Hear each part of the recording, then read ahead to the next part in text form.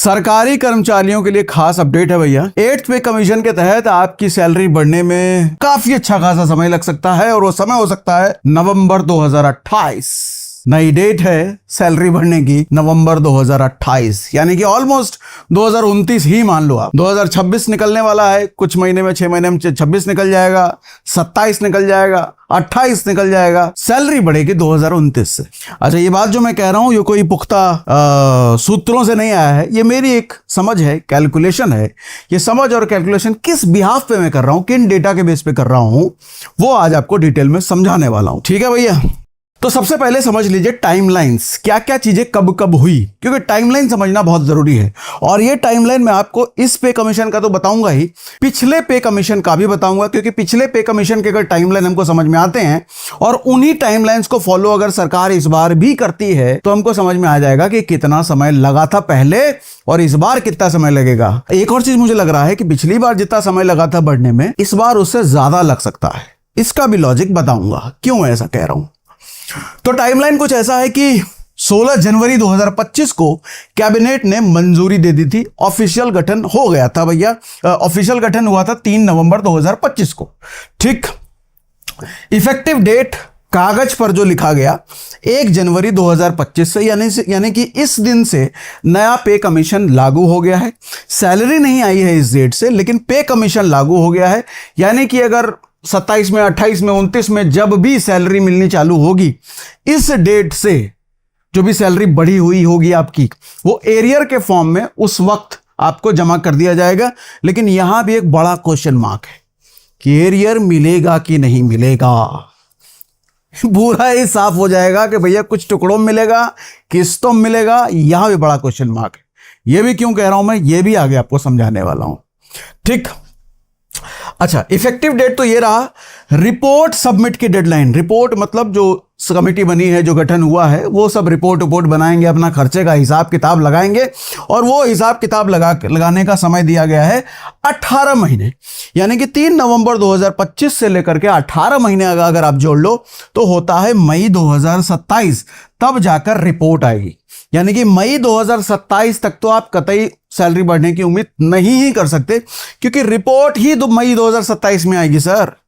और रिपोर्ट आने के बाद सरकार उसको पढ़ेगी, समझेगी, मानेगी, नोटिफाई करेगी, या हेरफेर होगा, कुछ करेक्शन होगा, वो सारा कुछ होने आने के बाद तब कहीं जाकर के सैलरी नई वाली चालू होगी। इसलिए हकीकत में पैसा 2027 के बीच या आखिर तक या फिर 2028 भी जा सकता है। जैसा मैंने शुरुआत में बोला, नवंबर 2028, नवंबर 2028 ही मैं क्यों कह रहा हूं, ये भी आगे हम बात करेंगे। इसका सबूत देखो इतिहास में, 7th पे कमीशन भी 2016 में इफेक्टिवली तब लागू हुआ था जब बहुत देरी हो चुकी थी। उसका अनाउंसमेंट, उसका गठन 2013 में हुआ था।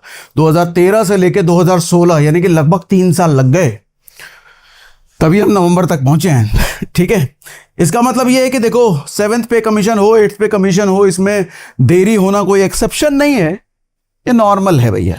जैसे कहते हैं ना कि सरकारी बाबू हमें काम करने में हर जगह देरी होती है, भैया सरकारी बाबू आराम आराम से काम करते हैं। तो जब सरकारी बाबुओं की सैलरी बढ़ाने की बात है, तो जो सैलरी बढ़ाने वाले कमीशन गठन है वो भी अपना आराम आराम से करेंगे। ठीक है, चलो मजाक कर रहा हूं भाई, कोई बुरा ना मान जाना, लेकिन ये बात तो दुनिया मानती है ना कि सरकारी बाबू अपने स्पीड में काम करते हैं।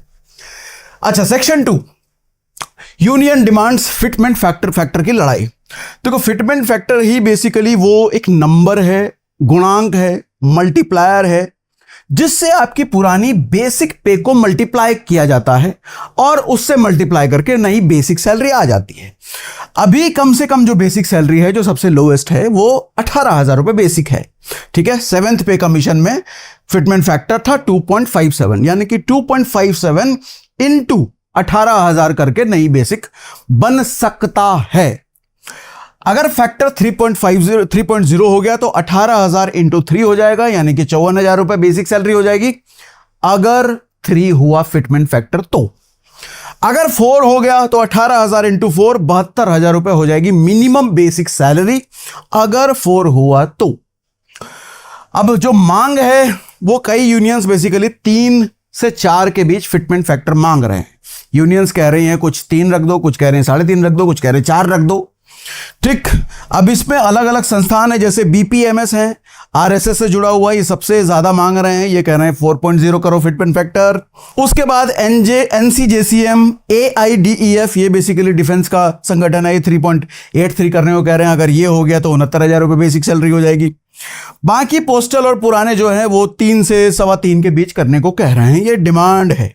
लेकिन एक्सपर्ट का अनुमान ये है कि सरकार जो देगी वो 2.25 से 2.5 के बीच आसपास फिटमेंट फैक्टर हो सकता है।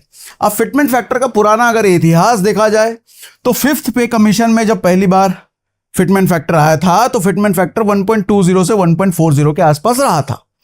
6th पे कमीशन में 1.74 और 1.86 के आसपास रहा।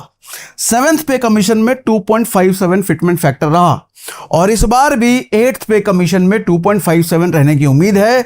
लेकिन थोड़ा अगर ढंग से अभी आप डेटा जो आपको दिखाने वाला हूं वो डेटा देख के आपको समझ में आएगा 2.57 से भी नीचे सरक के सरकार यहां आ सकती है।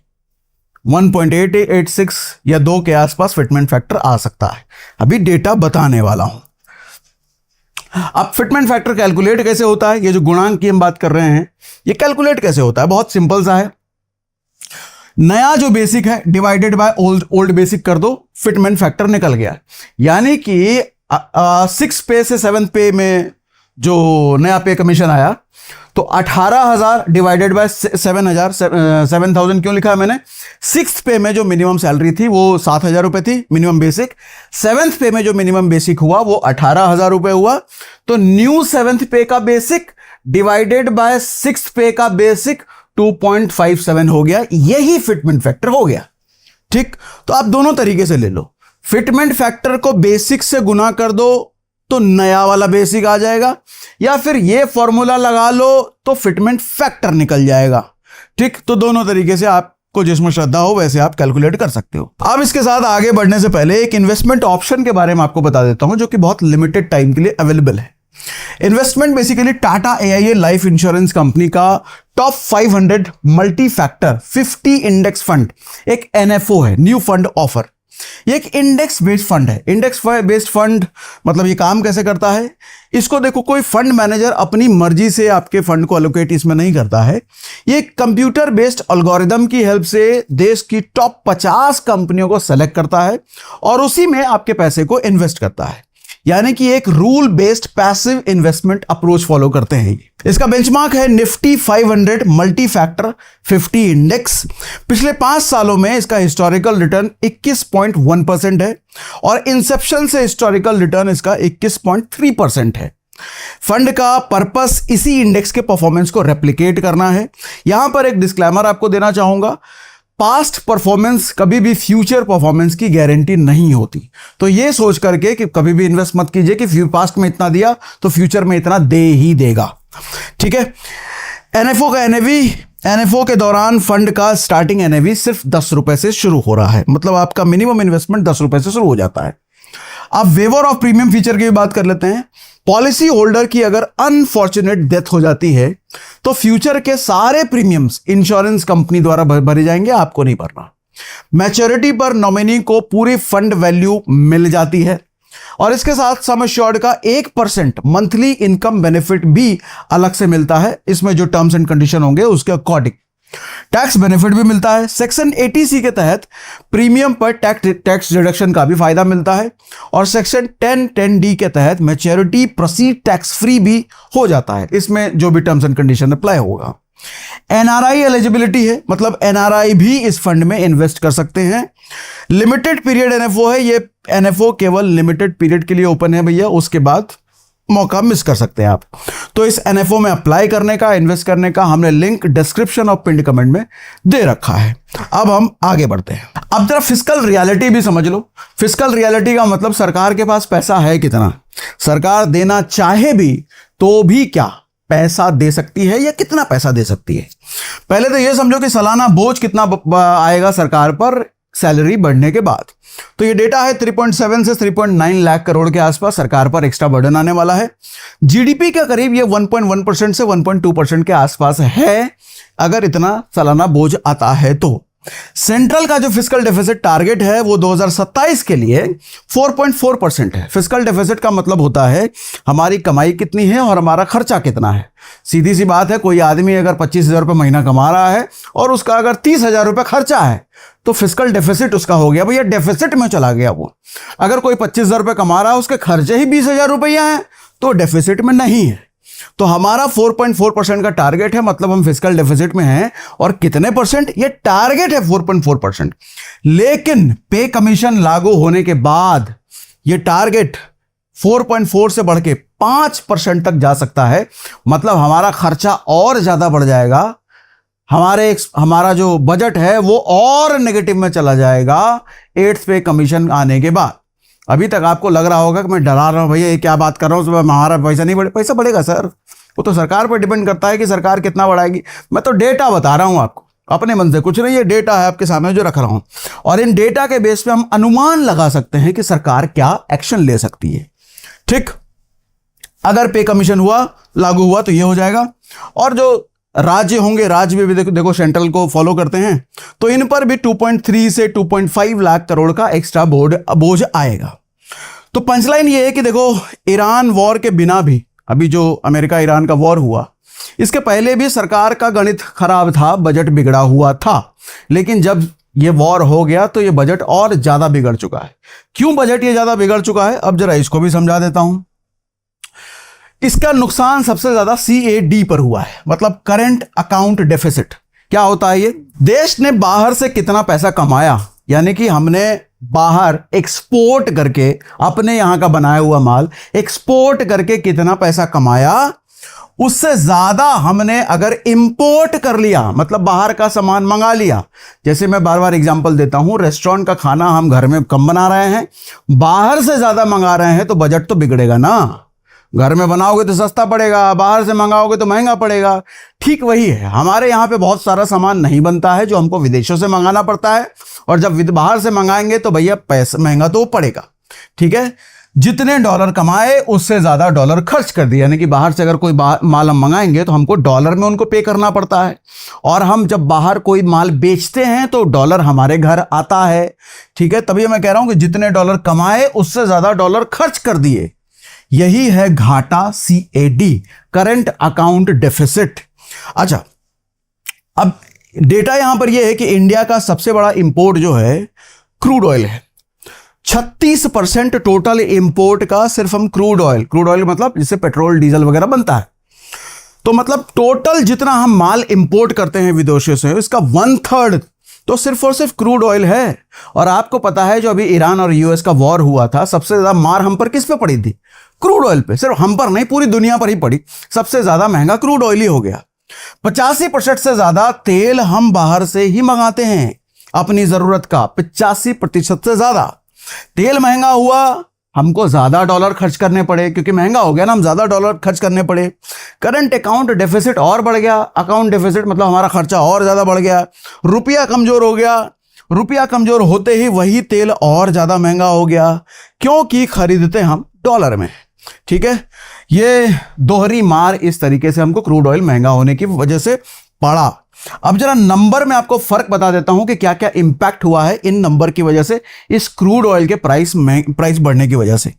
CAD, करंट अकाउंट डेफिसिट 0.6% से 2.2% ऑफ GDP का 2.2% हो गया, यानी कि 3.7 गुना उछाल, 3.5 गुना के आसपास। ये नंबर्स बेसिकली हो सकता है समझ ना आए तो आप इसको स्किप भी कर सकते हो। मैं आपके साथ डेटा ये शेयर करने का पर्पस मेरा ये है कि आप ये समझ पाओ कि कितने परसेंट का ज्यादा देश को नुकसान हुआ है, सरकार को नुकसान हुआ है। ये नुकसान अगर हम समझ जाएं तो हमको समझ में आएगा कि सरकार हमको कितना देगी भैया।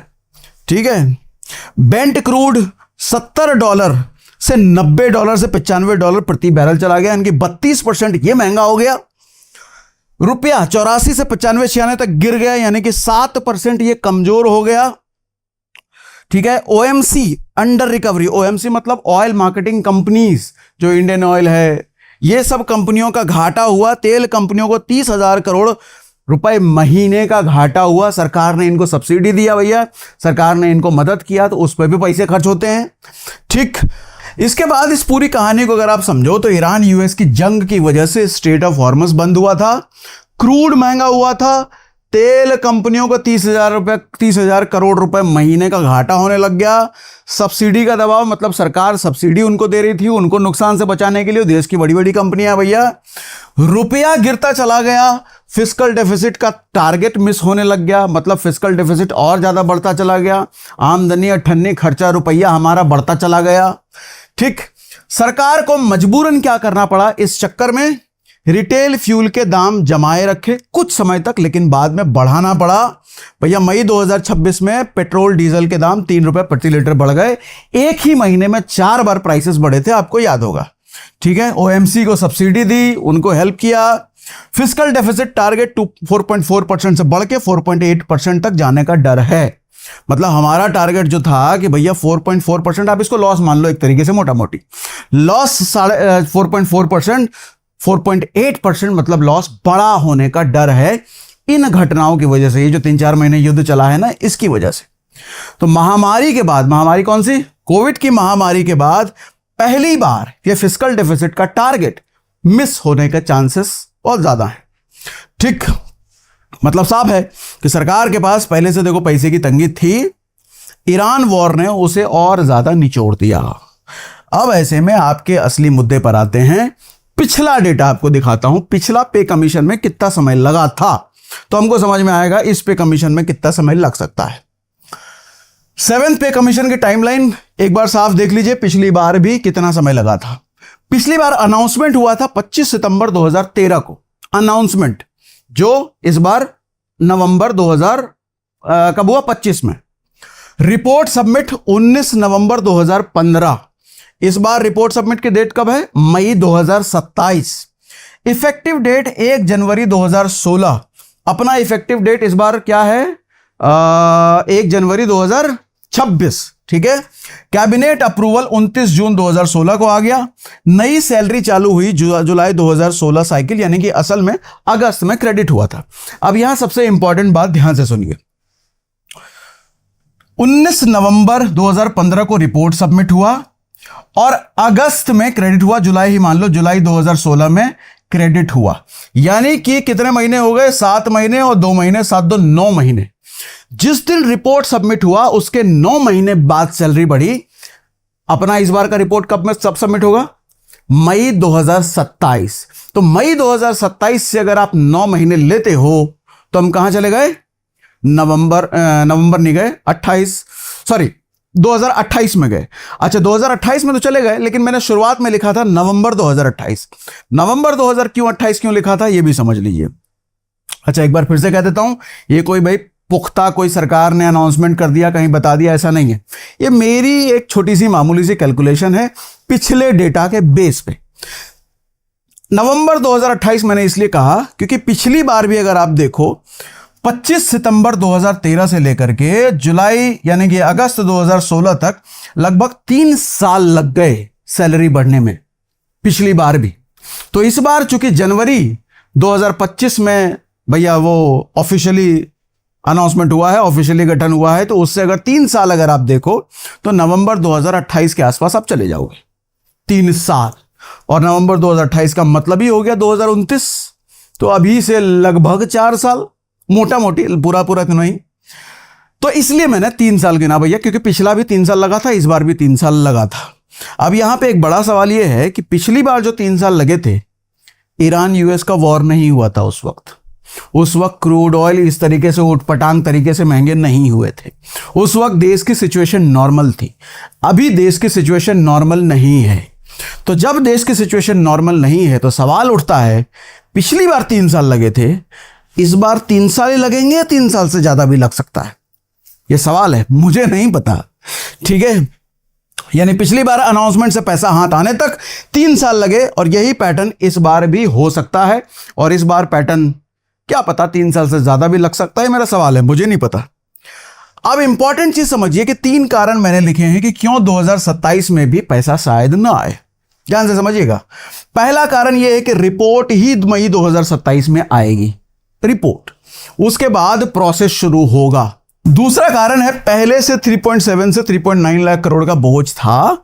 ईरान वॉर ने सीएडी को 2.2% तक कर दिया, यानी कि बजट और ज्यादा हिल गया सरकार का। तीसरा कारण यह है कि फाइनेंशियल ईयर 2027 में डेफिसिट टारगेट मिस होने की पूरी आशंका है, यानी कि 4.4% से 5% तक जा सकता है। सरकार या कोई भी आदमी पहले क्या करेगा, पहले भैया पुराना छेद बढ़ेगा, तब नया खर्चा बनाएगा। तो सैलरी बढ़ाना सरकार का एक खर्चा है, लेकिन पहले जो नुकसान हो रखा है उसको पहले भरा जाने की कोशिश हो सकती है। ठीक, अब मोटा मोटी अगर आप समझो तो इफेक्टिव डेट 1 जनवरी 2026 है। जब भी सैलरी आएगी, एरियर्स यानी कि पिछला बकाया मिलेगा, लेकिन कब मिलेगा, असली सवाल यह है भैया। और उससे भी मोस्ट इंपॉर्टेंट सवाल यह है कि एरियर मिलेगा कि नहीं मिलेगा। पिछले पे कमीशन में तो मिला था, पिछले के पिछले में भी मिला था, इस बार एरियर मिलेगा कि नहीं मिलेगा, यह सवाल पैदा हो रहा है। सवाल क्यों पैदा हो रहा है, कहीं भी रिटन डॉक्यूमेंट में यह नहीं है कि एरियर मिलेगा ही। और एरियर पर पहले सवाल भी पूछा गया था, तो जवाब यह आया था कि देखेंगे। तो देखेंगे का मतलब क्या होता है, तो इसीलिए सवाल है कि एरियर भी मिलेगा कि नहीं मिलेगा। अच्छा, एरियर पर सवाल उठने का एक कारण यह भी है कि सोचो 3 साल बाद जब आपको मिलेगा, तो 3 साल बाद यार एरियर का अमाउंट भी बहुत मोटा हो चुका होगा और सरकार पहले ही घाटे में चल रही है।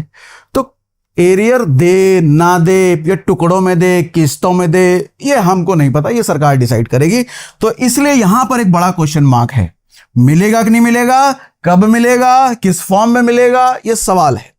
समरी मोटा मोटी ये है कि 1 जनवरी 2026 से लागू हो गया है, लेकिन 50 लाख कर्मचारियों के अकाउंट में पैसा आने में 2027 लग सकता है, 2028 भी लग सकता है, क्योंकि 27 की कोई गारंटी तो यहां दिख नहीं रही है।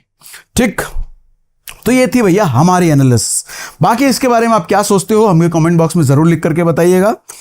सरकार से आपको कोई सवाल वाल है तो भैया ये वीडियो शेयर करके इतना शेयर कर दीजिए ताकि सरकार के पास भी पहुंचे। आपके शेयर करते करते इतना घूमेगा ये वीडियो को, हो सकता है सरकार तक जाए और ये सवाल हो सकता है सरकार आपको जवाब देने को मजबूर हो जाए। ठीक है, बाकी एनएफओ के बारे में हमने आपको बता ही दिया, उसका डिस्क्रिप्शन में हमने लिंक डाल रखा है, पिन कमेंट में भी डाल रखा है। अगर इन्वेस्टमेंट करने का आपका मन हो, आपका क्राइटेरिया फिट बैठता है इन्वेस्टमेंट का, तो आप उसको देख सकते हो। लिंक हमने डिस्क्रिप्शन और पिन कमेंट में डाल दिया है। चलो भैया, आज के लिए इतना ही।